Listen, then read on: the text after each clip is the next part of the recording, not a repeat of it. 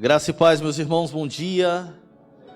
Novamente estou feliz de voltar à igreja dos irmãos, de ser convidado, agradecer à igreja pelo convite, ao pastor Celso, que gentilmente, mais uma vez, me deu essa oportunidade de estar com os irmãos. Nesta manhã eu quero pedir desculpas pela ausência da minha família, mas nas últimas semanas nós temos enfrentado alguns problemas de enfermidades na minha residência. Minha esposa deu um jeito na lombar e tem ficado mais acamada nos últimos dias, com os seus movimentos um pouco limitados. Isso tem persistido por 2 semanas, então por bem ela ficou em casa com as nossas crianças.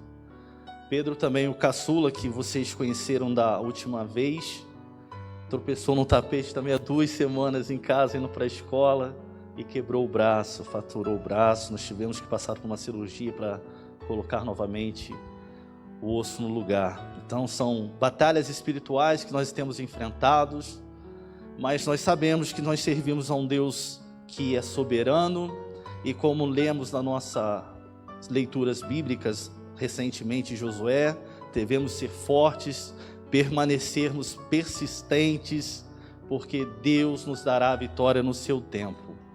Ele está trabalhando em nosso favor e não devemos ser ansiosos. Nós devemos esperar em Deus, porque o melhor para as nossas vidas ainda está por vir.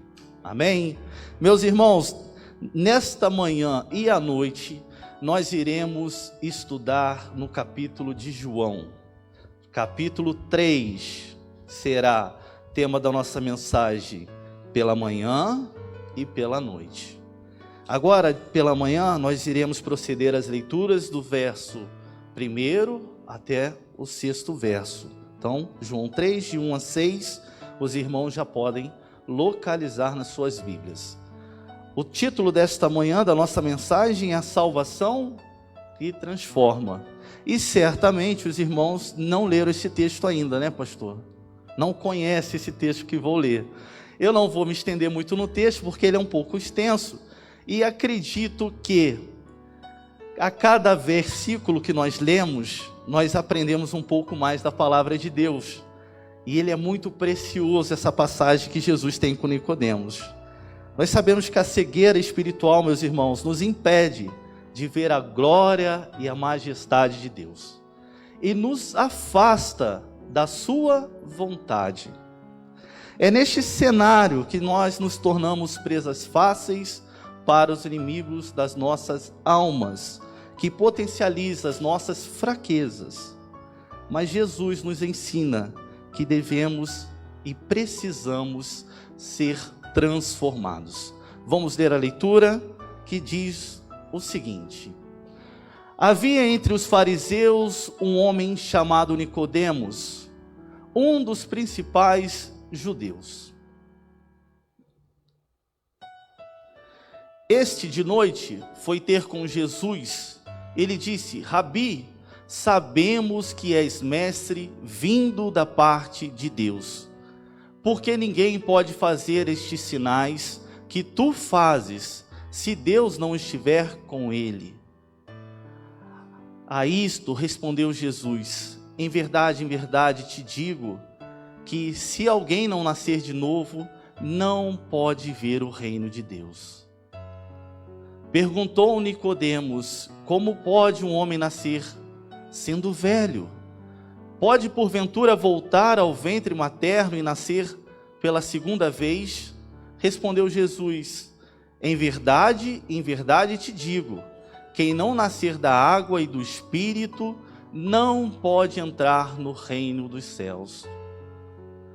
O que é nascido da carne é carne, e o que é nascido do Espírito é Espírito. Vamos orar? Senhor nosso Deus, muito obrigado pela sua poderosa e bendita palavra. Que o Senhor esteja falando aos nossos corações, ó Pai. Obrigado por cada momento que já tivemos neste culto dedicado ao Senhor.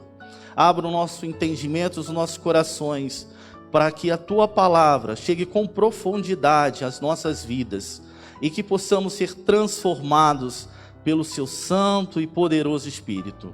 Toma nas tuas mãos o seu servo, usa-me, Senhor, para de forma fiel expor a tua palavra nesta manhã. É isso que eu oro agradecido em nome de Jesus. Meus irmãos, eu também não posso me esquecer de trazer um abraço aos meus pastores, né? Senão depois eu tomo um puxão de orelha na Igreja Batista Central. Pastor Wellington e pastor Gerson mandou um abraço fraterno à igreja, ao pastor, e que se sintam abraçados por ele e pela nossa igreja. Meus irmãos, neste texto eu aprendo 3 lições. E aí eu quero compartilhar com os irmãos a partir deste momento. A primeira, Jesus, o nosso divino mestre. A troca de palavras entre Jesus e Nicodemos é fascinante, não é, meus irmãos? Porque Nicodemos foi até Jesus porque ele estava interessado e curioso, porque Jesus fazia sinais, fazia milagres, fazia maravilhas. Mas o que me chama a atenção já nesse início de texto é que Jesus ele aproveita a oportunidade que é lhe dada. E ele prontamente começa a fazer o quê? A evangelizar Nicodemos, a falar do reino dos céus. Meus irmãos, quantas vezes nós temos esta oportunidade e deixamos passar de maneira desapercebida? Ficamos com receio, com vergonha, com medo de expor a palavra de Deus e até mesmo não sentir aceitado ao irmão a qual nós estamos expondo. Mas, meus irmãos, é totalmente necessário que nós falemos do nosso Senhor Jesus. Toda palavra de Deus não volta vazia. E eu tenho certeza que naquele momento que Deus lhe der a oportunidade, o irmão talvez não sinta impactado pela tua palavra, mas ao cair da noite, ao vir as situações de adversidade sobre a vida dele, certamente a palavra que o irmão proferiu fará diferença na vida daquele irmão. Meus irmãos, a mensagem apresentada a Nicodemos por Jesus, ele foi completa. Jesus não demonstrou que não era só por causa dos milagres que Nicodemos deveria afirmar que ele era um mestre vindo da parte de Deus. Quantas pessoas estão na igreja e procuram a Jesus como um Senhor que possa resolver os seus problemas apenas, da cura, libertação, restauração. Jesus pode fazer isso, meus irmãos?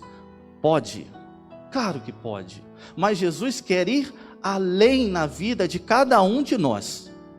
Jesus quer que as nossas vidas sejam transformadas e entregues a Ele. Antes de falar qualquer coisa, Nicodemos deveria verificar que a palavra de Deus é perfeita, que nela está demonstrando que Cristo veio a este mundo e voltará para o reino dos céus. Quando você lê o primeiro capítulo de João 14, está escrito: e o verbo se fez carne e habitou entre nós, cheio de graça e de verdade, e vimos a sua glória, glória como do unigênito do Pai. Meus irmãos, a geração de Nicodemos estava executando a vontade de Deus?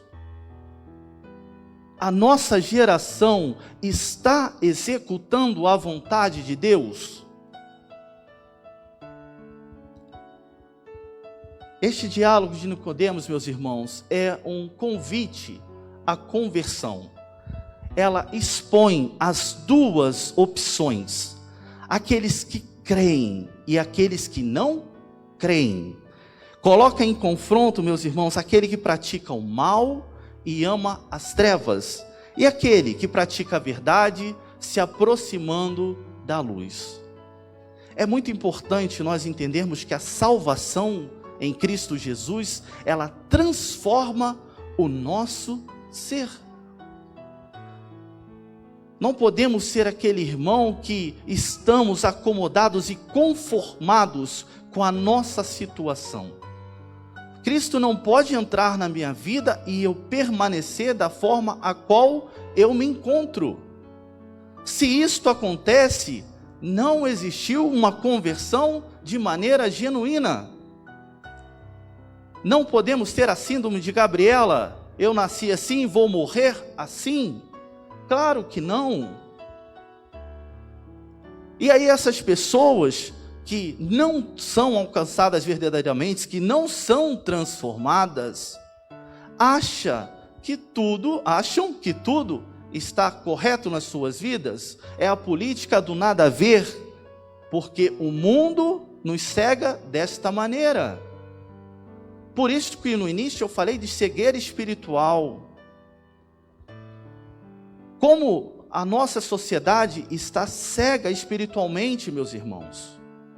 Descrentes, sem esperança, porque não conseguem enxergar que o nosso Deus, que Jesus, que veio a este mundo para nos resgatar, pode fazer infinitamente mais pelas suas vidas. Meus irmãos, Jesus sabia que não seria fácil que as pessoas pudessem segui-lo. E estavam inclinados a se enganar a si mesmo, pensando que eram discípulos, quando na verdade não eram. O Senhor Jesus declarou francamente o que a conversão real exige. O nascimento, meus irmãos, também implica num futuro. Na primeira carta de Pedro, no capítulo 1, versículo 3, nós podemos ler: fomos gerados para uma viva esperança. Quando nascemos na família de Deus, nossos pecados são perdoados, apagados, esquecidos. Alguém mais pode fazer isso pelo irmão e pela irmã, a não ser Jesus? Não, não pode. Jesus foi direto ao dizer a Nicodemos: você precisa começar de novo. E quem era Nicodemos, meus irmãos? Nicodemos era um dos principais judeus, um professor, um homem reconhecido pela sociedade judaica. E ele precisava começar de novo. Toda a religião que Nicodemos tinha, toda a sua atividade de ensino, toda a sua posição no judaísmo eram sem valor em relação ao domínio de Deus. Olha que interessante, o domínio de Deus. E o que Deus domina? O que Deus domina, meus irmãos? Tudo. Tudo. E nós, por vezes, achamos que nós temos domínio das nossas próprias vidas. Separamos a roupa ideal, separamos o calçado ideal, fazemos uma programação belíssima da nossa semana, e aí acontece um imprevisto. Nós temos domínio sobre as nossas vidas? Não, nós não temos domínio sobre as nossas vidas. Nós também precisamos ver que toda a nossa religião e a nossa grandeza própria nada valem. As realizações do passado nada valem. Precisamos recomeçar de novo para entrar num verdadeiro relacionamento com Deus.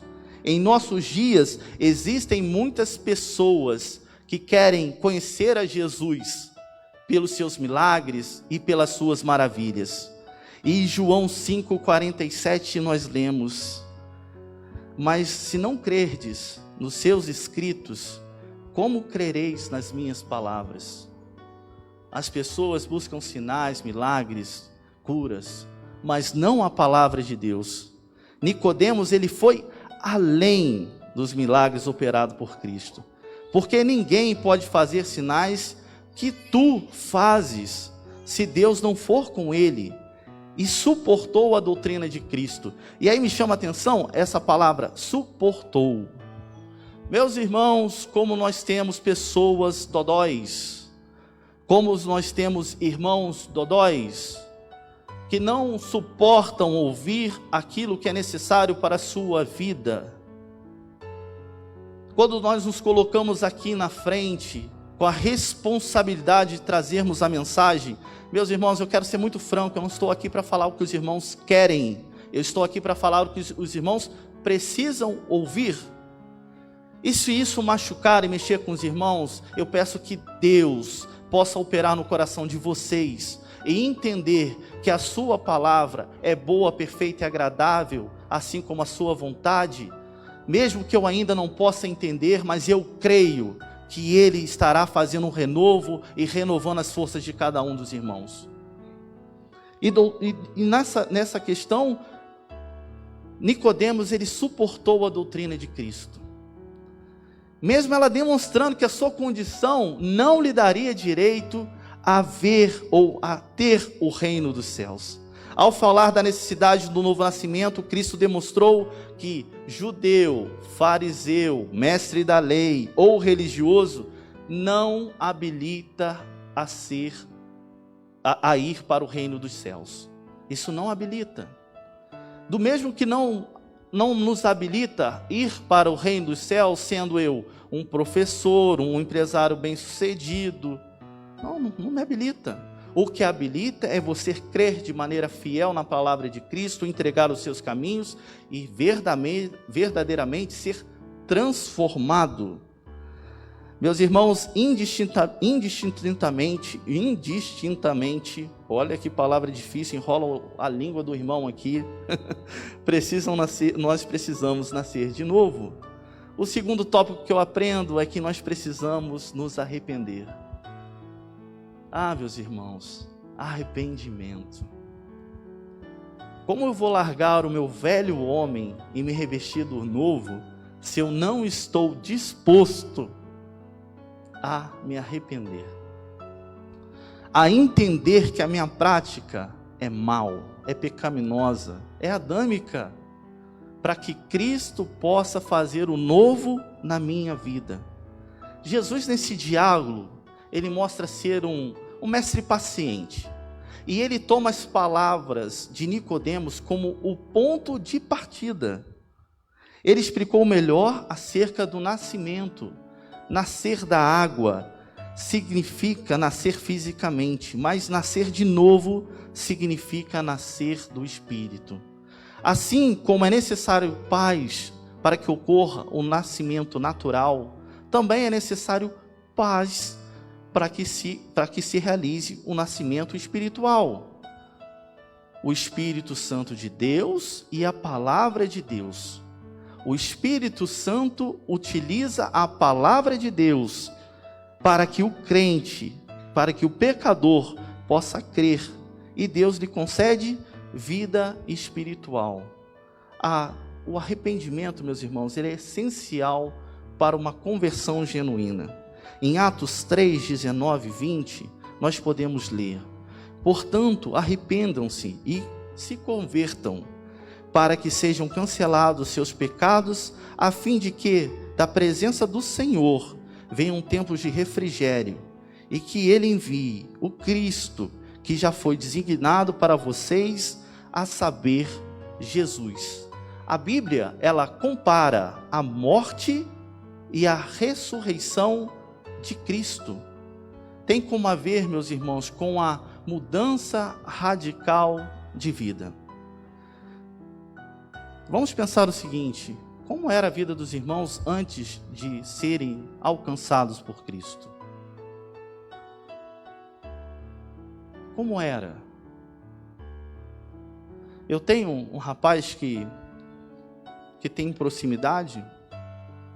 O rapaz, ele é usuário dependente químico. Ele vivia em discórdia com a sua família. Eu já presenciei várias discussões. Andava maltrapilho, mal vestido. Uma vida que você, quando olha com o seu olhar humano, fala: não tem jeito. Mas aquele rapaz, ele foi alcançado. Ele está agora tomando seu banho de maneira regular, se vestindo bem. Ele largou a dependência química e agora ele está no caminho de Deus. Meus irmãos, é algo que, quando eu olho para a vida daquele rapaz, a gente percebe como uma conversão genuína. Ele mudou da água para o vinho. É uma nova pessoa. Quem olha aquele rapaz hoje não percebe, nem vai entender o que ele era há meses atrás. Do mesmo jeito que nós estamos em missões, e quando nós vimos ou ouvimos os relatos e os testemunhos dos nossos missionários, principalmente da Cristolândia, e vemos as suas fotos do antes e depois de Cristo nas suas vidas, é impactante. Não há nada que nosso Deus não possa fazer por nós. Não há nada que Deus não possa mudar. Mas nós precisamos crer e entender que Ele precisa estar na nossa vida. E que nós também precisamos ser transformados pelo seu infinito amor. Ah, meus irmãos, tem a ver com a mudança radical de vida. A Bíblia usa o termo como matar o velho homem e se revestir do novo. E descreve com minúcias as mudanças exatas que precisam ser mudadas. Os maus hábitos, a embriaguez, a imoralidade sexual, a ira, a ganância, o orgulho. À medida que essas desqualificações saem das nossas vidas, é preciso qualificar as nossas vidas, acrescentando o amor, a verdade, a pureza, o perdão, a humildade. Este é o resultado do arrependimento. Há pessoas, meus irmãos, que têm dificuldade para perdoar. E por que têm dificuldade para perdoar se a palavra, em vários trechos da palavra, nos diz como o nosso Senhor é misericordioso? No próprio Pai Nosso nós temos a passagem do perdão. Perdoa as nossas ofensas, assim como nós perdoamos a quem nos tem ofendido. Eu quero lembrar os irmãos que essa frase, quando os irmãos professam essa oração, é uma condição, tá? Pai, perdoa as nossas ofensas, assim como nós perdoamos os nossos devedores. À medida de que nós perdoamos os nossos devedores. E há pessoas que têm dificuldade em perdoar, não é verdade? Tem, claro que tem. Você está pedindo para Deus te perdoar à medida que você perdoa o irmão. Se você não perdoa o irmão, Deus vai te perdoar? É você que está dizendo através do Pai Nosso. E aí, meu irmão? É só uma das passagens que se tratam do perdão na Bíblia. Mas temos infinitas outras mais que falam aos nossos corações. Muitos professaram crer em Jesus, mas Jesus sabia que a fé deles não era genuína. Nicodemos foi a exceção. O Senhor reconheceu nele a verdadeira necessidade de conhecer a verdade. Nicodemos era judeu, e como judeu ele esperava o Messias para fazer o quê, meus irmãos? O que o povo judeu esperava? Que o Messias viesse para liderar o povo judeu contra o poder do Império Romano. O povo judeu ansiava a vinda do Messias para que ele pudesse estabelecer Israel como grande perante as outras nações, que ele pudesse destruir os seus inimigos. Era isso que o povo judeu da época esperava. Não esperava um mestre, um Messias como Jesus, que veio falar de amor e do amor infinito do Pai para com seus filhos, que veio nos resgatar e não nos dar este mundo, mas nos dar a sua mansão celestial, o seu reino de Deus, que está além das nossas imaginações e expectativas. E é por isso, um dos fatores e motivos, que aquele povo se mostrou tão resistente à palavra de Jesus. Mas Jesus ele avisa a Nicodemos o quê? Que para entrar no reino dos céus é preciso nascer de novo. Essa era a resposta que Nicodemos esperava? Acho que não, né? Não. Quando você ora e faz uma petição e ela não se realiza conforme a sua oração, era a resposta que você esperava? Não, né? Não era. Mas eu tenho certeza que era o melhor que Deus tem é o melhor que Deus tem para a tua vida. Ah, mas não é, João. Poxa, minha esposa está lá acamada 2 semanas. Está lá com problema na coluna, está limitada. Não é possível, já orei, Deus não curou a minha esposa. Mas eu tenho certeza que Deus está nos tratando, que Deus está cuidando de nós, e que no momento oportuno, Ele irá liberar cura e restauração para a vida dela, segundo a vontade dEle. E no futuro breve, um breve futuro, nós saberemos e conheceremos o porquê nós passamos por essas adversidades e tribulações. Jesus avisa a Nicodemos que é necessário para a vida física, assim como é necessário o nascimento para a vida física, o segundo nascimento é necessário para a vida divina, espiritual, para que o homem natural, o nascimento humano natural ocorra, é preciso um trabalho de parto, e o mesmo acontece com o nascimento do alto. O nosso Senhor e Salvador Jesus, Ele fez um trabalho na cruz, para que pudéssemos ser membros da família de Deus. Os cristãos sinceros devem orar e testemunhar, atrair mais e mais pecadores a Cristo. Muitas pessoas tentam converter e se dizem convertidas sem arrependimento. Ensinam um cristianismo indolor, que não exige sacrifícios. Elas salientam que as emoções e as felicidades e as bênçãos pesam mais nas mudanças reais do que a conversão real. Sabe, meus irmãos, está cheio de mensagem aí, água com açúcar, cheia de mensagens emotivas, emocionais, mensagens fora de contexto, que trabalha mais a emoção do ser humano do que a vida do ser humano, que não quer alcançar o ser humano por completo, mas de maneira parcial, para que ele seja um seguidor, que dê um like, que assistam às lives, mas não existe nenhum interesse real na salvação deste irmão. Você ser mudado e ser transformado, existe sim renúncia. O que Jesus nos fala na sua palavra: se alguém quer vir após de mim, pega a sua cruz e siga-me. É necessário arrependimento. Se alguém prega alguma coisa diferente para os irmãos, que no meu coração eu tenho a paz e a tranquilidade de saber que não acontece pela postura e a excelência do nosso pastor Celso, está errado. Se os irmãos procuram recursos na internet, vídeos que diz o contrário, que é exposto de maneira fiel pelo pastor de vocês, repense, medite mais na palavra de Deus, porque há algo que está incoerente, em discordância a tudo aquilo que Jesus veio fazer a este mundo para nos alcançar. Entendamos isso claramente, meus irmãos. Não existe conversão sem transformação. Aquele que creu e que foi batizado, aquele que até mesmo foi aceito numa igreja e participa de maneira fiel e não se arrependeu, ele não é salvo.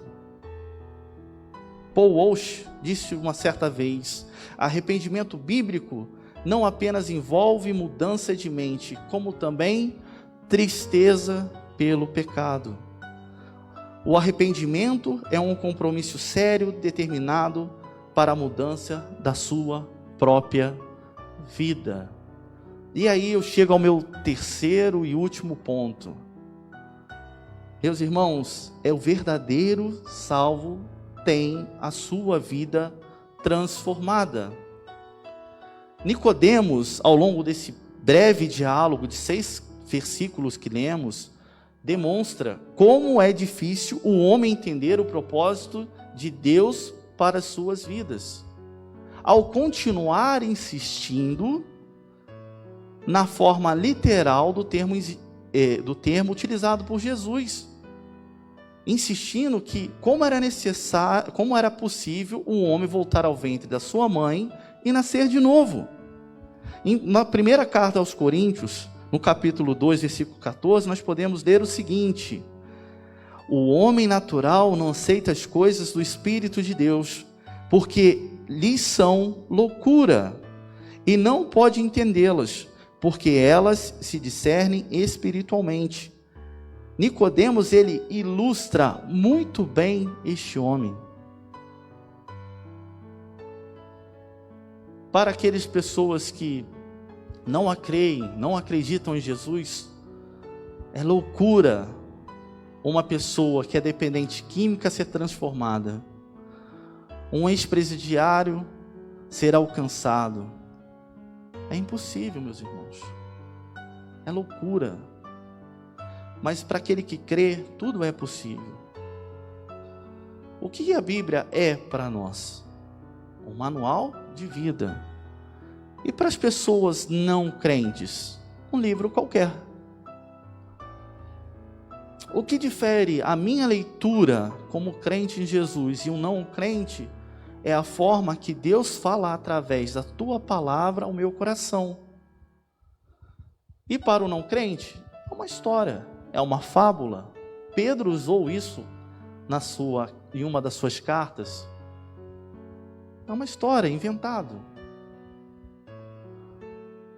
Agora, se é inventado e não inspiração, por que lá na Turquia estão encontrando algumas ruínas que os estudiosos já começam a dizer que são os restos da Arca de Noé?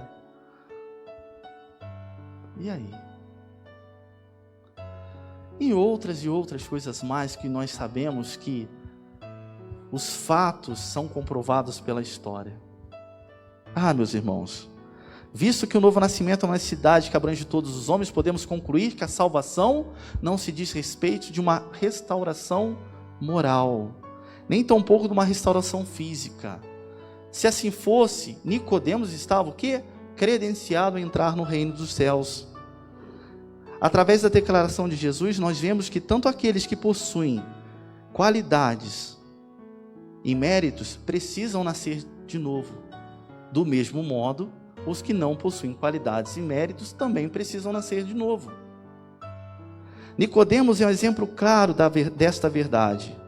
Mas apesar de todas as suas qualidades pessoais, moral, caráter e comportamento, Nicodemos precisava nascer de novo, assim como qualquer homem desprovido de qualidades e méritos. Jesus demonstrou que todos os homens precisam nascer de novo, ou seja, é imprescritível o nascimento para ver o reino dos céus. Não é pelas suas forças, não é pelas minhas forças, é pela força de Deus que as coisas acontecem nas nossas vidas, que nós somos salvos e resgatados. Porque sem Jesus não existiria salvação, não existiria resgate do pecado, nós ainda viveríamos em trevas. É somente em Jesus que nós podemos alcançar a salvação. O homem procura a aprovação na religião, na origem, no comportamento, na moral, no caráter, na justiça própria e na justiça humana. E através também de sacrifícios, mas essas coisas não promovem o novo nascimento.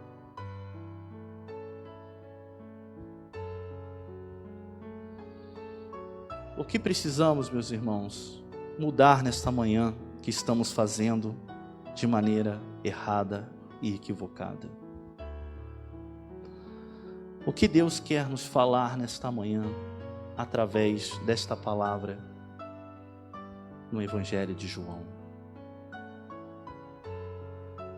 Os irmãos podem refletir a sua conduta. A palavra de hoje pela manhã é vida cristã. De noite também vai ser. Eu não posso estar conformado com as coisas. Eu tenho que estar inconformado porque elas estão no mundo. Deus, conforta o meu coração pela tua palavra. Nós caímos em tantas ciladas porque não estamos vigilantes, não estamos firmes. Nós fazemos tantas coisas erradas porque não observamos ou não pensamos em como Jesus agiria. Não tem um livro? Quais os passos de Jesus? Acho que é esse mesmo, né? Acho que tem esse título. Quais seriam os passos de Jesus? Oi? Em seus passos que faria Jesus. Tem este livro. Você já parou para pensar inverter em determinadas situações que você enfrenta na sua vida? O que é melhor? Você dar graças ou ficar esbravejando? Ou você, no meio da sua oração, fala assim: por que, Senhor? Por quê? Vai inverter agora a questão de mestre e senhor, mestre e servo? Senhor e servo?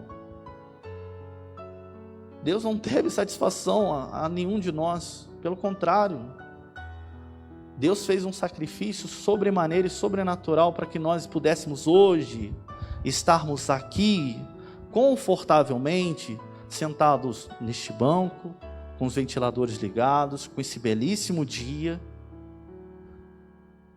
ao entregar o seu Filho unigênito, o seu único Filho, para nos resgatar das trevas.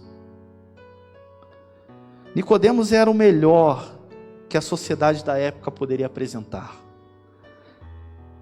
Mas a resposta de Jesus deixa implícito que o reino dos céus não é conquistado por questões pertinentes a este mundo.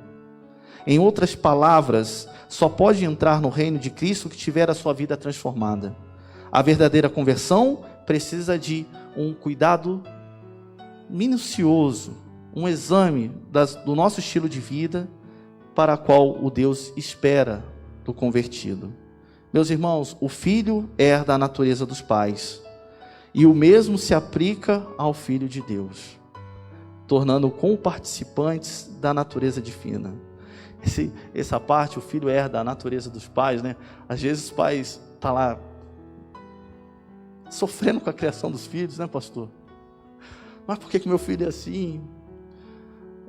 Meu irmão, mas você já parou para pensar como que você foi quando você era mais jovem também?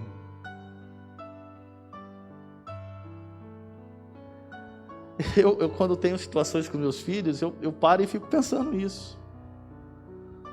Os nossos filhos têm os nossos traços. É lógico que são seres humanos diferentes, que têm sua forma de pensar, mas ele tem parte dos nossos traços. A natureza determina os anseios que explica por que o cristão ansia as coisas de Deus e perde o desejo pelas coisas sórdidas do mundo que antes o atraía. É evidente que o nascimento também implica em vida. O crente, ele passa a alimentar-se da palavra de Deus e cresce na maturidade espiritual. Essa palavra para a nossa vida cristã é muito importante. Maturidade espiritual. Eu tenho certeza que o pastor Celso não espera quantidade, mas ele espera qualidade. Eu, assim como ele, também espero a mesma coisa, qualidade. À medida que nós alcançamos a maturidade espiritual, nós somos ajudantes, coajudadores do reino de Deus. Porque nós entendemos que tudo que nós fazemos é para a glória e honra de Deus, e não para a glória pessoal.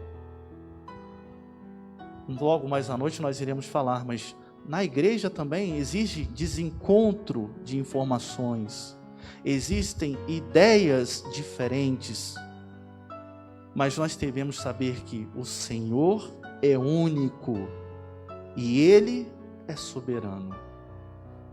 Então, Jesus também espera qualidade, meus irmãos. É evidente que o novo nascimento também implica em vida, e o nascimento espiritual do alto implica em vida de Deus. O oposto da vida é a morte. Aqueles que não creem em Jesus não têm vida de Deus, a vida eterna, a vida mudante. Assim, meus irmãos, como é impossível fabricar bebês, também é impossível fabricar cristãos. A única maneira de se tornar parte da família de Deus é através do que, meus irmãos? Do novo nascimento. Na segunda carta de Coríntios, no capítulo 5, 17, nos diz: e assim, se alguém está em Cristo, é nova criatura. As coisas antigas já passaram, e eis que se fizeram novas. Caminhando para o final, para nós, vai ter IBD, né, pastor? Vai ter IBD, as irmãs vão preparar aquele almoço de domingo, né? Se já não começou a iniciar o almoço, vai começar após aí as nossas atividades eclesiásticas. Todos os homens nascidos de Adão são plantas que Deus não plantou. Visto que todos que todos pecaram e destituídos da glória de Deus estão. As plantas que o Deus Pai planta são aqueles que creem em Cristo. Eles não serão arrancados e permanecem para sempre. Ao estabelecer que os nascidos da carne são carnais e os nascidos de Deus são espirituais, é fácil distinguir o que é carnal e o que é espiritual. Meus irmãos, todos os homens são carnais. Por que são carnais? Porque nasceram da semente de Adão, uma semente corruptível, e portanto, todos nós somos carnais. O que nós precisamos fazer é nascer da semente de Cristo, que através do Espírito Santo utiliza a sua palavra, transforma as nossas vidas e fala alto e forte aos nossos corações. Amém, meus irmãos? Eu quero agradecer mais uma vez a oportunidade, que Deus nos abençoe. Logo mais à noite nós estaremos juntos para mais um texto da palavra de Deus. Vamos orar? Senhor Deus, Tu és maravilhoso, precioso em tudo que faz, ó Pai. Obrigado por cada vida, ó Pai, que está aqui no Seu santuário para louvar, engrandecer e honrar o Teu nome. Obrigado por cada irmão que se predispôs a estar aqui, ó Pai, na casa do Senhor, para ouvir um pouco mais da Tua palavra, para cultuar ao Senhor, ó Pai. Que o Senhor esteja com cada um deles, os abençoando, os protegendo, os guardando, ó Pai. Livra de toda e qualquer adversidade, enfermidade, ó Pai, que possa abater sobre as vidas de cada um irmão.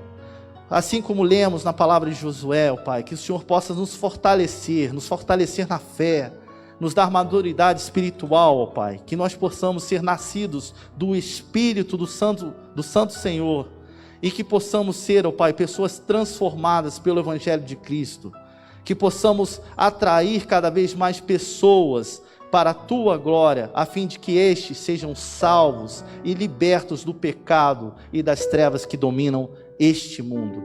É isso que eu oro e peço agradecido em nome de Jesus. Amém.